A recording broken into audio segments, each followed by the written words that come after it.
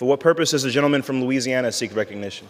Mr. Speaker, I ask unanimous consent to speak out of order for the purpose of inquiring to the House Majority Leader the schedule for next week. Without objection. And, Mr. Speaker, also I ask unanimous consent to revise and extend my remarks. Without objection.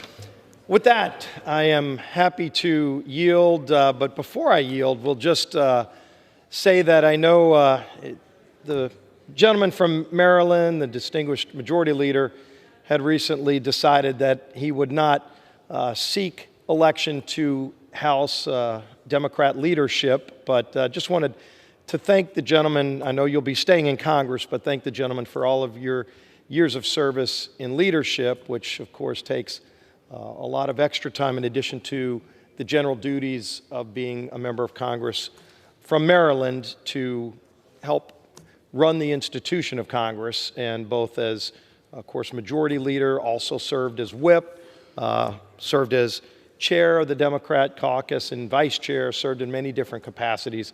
Want to just recognize and thank the gentleman for that service. I'm sure the Appropriations Committee eagerly anticipates your return there, but as I yield, wanted to thank the gentleman for his years of service in leadership.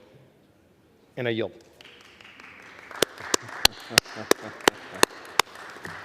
Will the gentleman yield? And I yield. I thank the gentleman for yielding, and of course, thank him for his remarks. I'll say some other words at a later time, so we don't prolong this colloquy. But I will say to the gentleman, I've enjoyed being Majority Leader. I've enjoyed working with the gentleman, and I look forward to working in the next Congress in a constructive way to try to solve the challenges confronting our country and giving our people the opportunities that we want them to have. And I know the gentleman's going to be the Majority Leader. I will tell him I've been the Minority Whip, and being Majority Leader is a lot better. So you're going to enjoy this job, and I look forward, as I said, to working with you. Well, I thank the gentleman, and as we look towards next week, of course, we'll still have continued colloquies, at least one more colloquy, and I've enjoyed these as well, and we'll have time to talk about that later. But if I can ask about the schedule for next week to the Majority Leader, and I yield. I thank the gentleman. Yield. Well, thank you. Let's hope we have just one more colloquy. Maybe not three more colloquies. And on Monday, Mr. Speaker, the House will meet at 12 p.m. for morning hour and 2 p.m. for legislative business. Members are advised that no votes are expected in the House on Monday. On Tuesday, the House will meet at 9 a.m. for legislative business. Votes will occur as early as 9:30 a.m. on Tuesday. The House will recess for the Congressional Gold Medal ceremony to honor the extraordinary courage and fidelity of the U.S. Capitol Police and others who protected the Capitol on January 6, 2021, and allowed us to return to this chamber to confirm the constitutional duty of electing the President of the United States. On Wednesday, the House will meet at 2 p.m. for legislative business. The 2 p.m. convening time, I want to remind people, is because of the funeral of our beloved Don McEachin from Virginia, who sadly died from a long illness, and he will be, his funeral will be at 11 o'clock in Virginia, and there will be arrangements for those who want to go to leave from here to go to the funeral in Virginia. On Thursday, the House will meet at 9 a.m. for legislative business. Next week, the House will consider the Senate amendments to H.R. 8404, the Respect for Marriage Act, which will allow millions of interracial and same-sex couples to be able to live with greater certainty, knowing their right to equal marriage is enshrined in federal law. The House will also consider Senate amendments to H.R. 7776, the James M. Inhofe National Defense Authorization Act for 2023.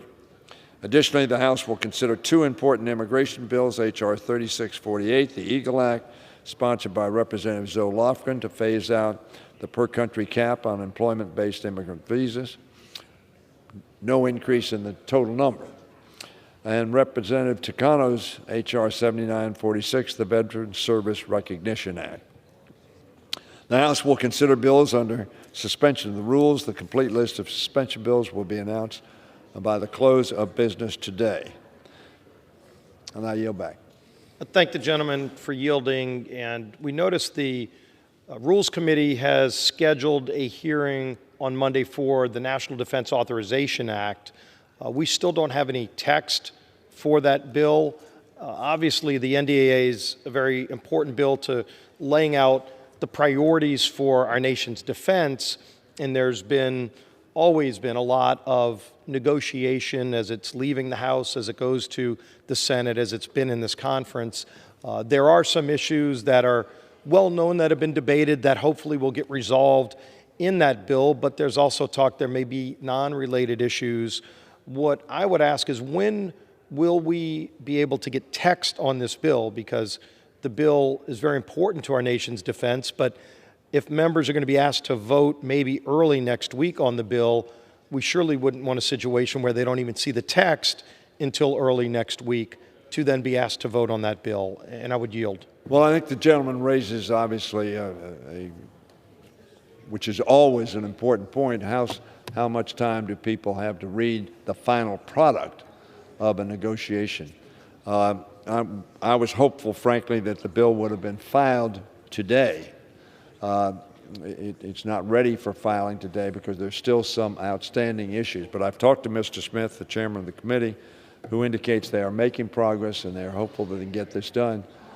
So the Rules Committee, I think, notice is going to be subject, obviously, to the completion of negotiations and the filing of the bill. Mr. Speaker, the House is not in order. I'd like to be able to hear the gentleman's response. The House will be in order.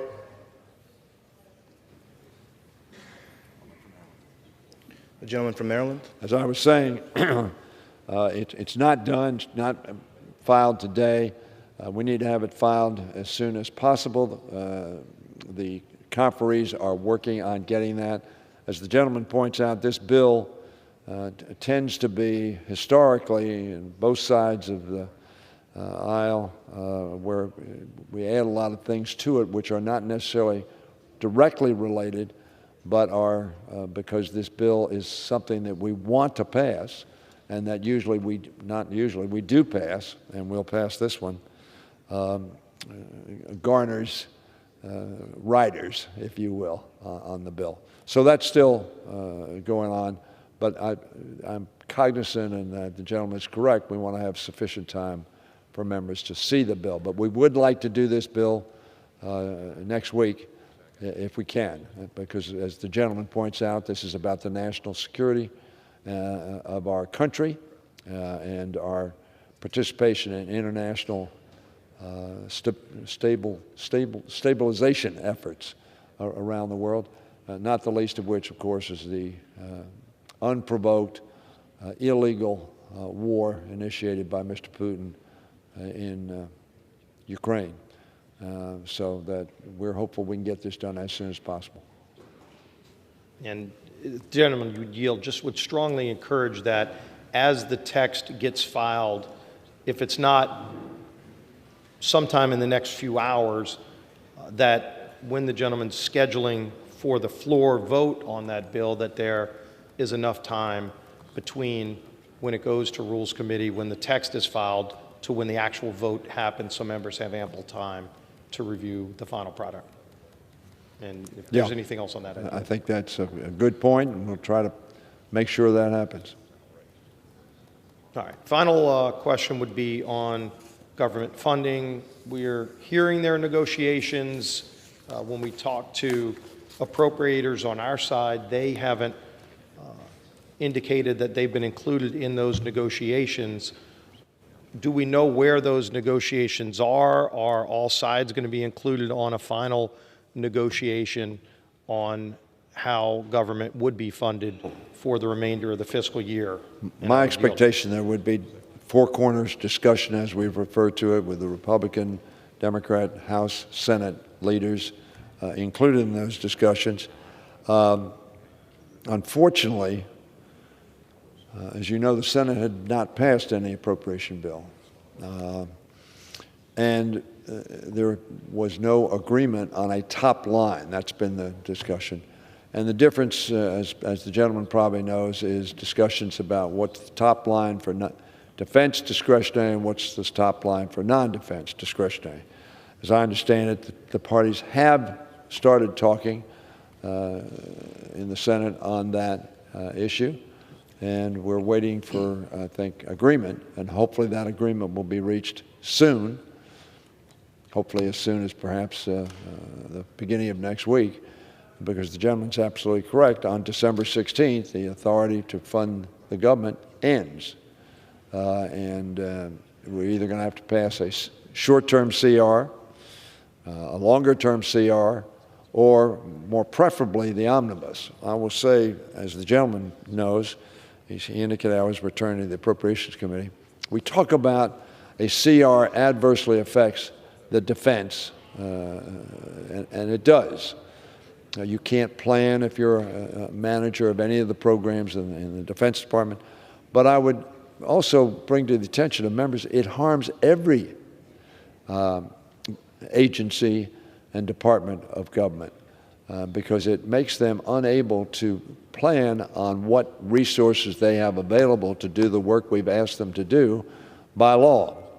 And a CR is a very clumsy, frankly, admission of failure to get our job done on time, which I have been very unhappy about for a very, very long period of time. It's an affliction that affects both sides in terms of delay. As I say, the Senate, in the last, and when the Republicans were in charge and when the Democrats are in charge, haven't really gotten a bill to their floor and gotten it passed. So, but we're not going to shut down the government. So we will propose some action which will preclude shutting down of government at whatever time that action is needed. But I am very, very hopeful that we will do an omnibus, because an omnibus at least gives the government and its agencies a year's worth of notice as to what resources they have to use to accomplish the objectives we have asked them to. I wish I had a more specific answer for you, but as you know, the negotiations are going on about the top line, and hopefully that will be resolved relatively soon. And a broader discussion for another day, but clearly, as we look at next year, we would hope to pass all 12 appropriations bills out of the House, but as the gentleman points out, at some point the Senate's going to have to start moving appropriations bills too. It can't just be this game of chicken where the clock's going to strike midnight and the Senate won't wait to start doing their job until it's already the midnight hour, as opposed to, you know, it'd be nice if there was some kind of shot clock they had after we send them a bill where they'd actually act on that bill.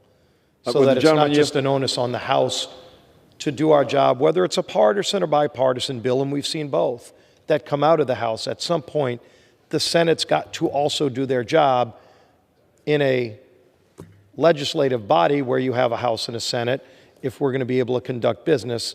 That's not always waiting until the midnight hour to finally get a resolution on something as important as this, and I would yield to the gentleman. I thank the gentleman for yielding. The gentleman's absolutely correct. There is a shot clock. It's September 30th at midnight.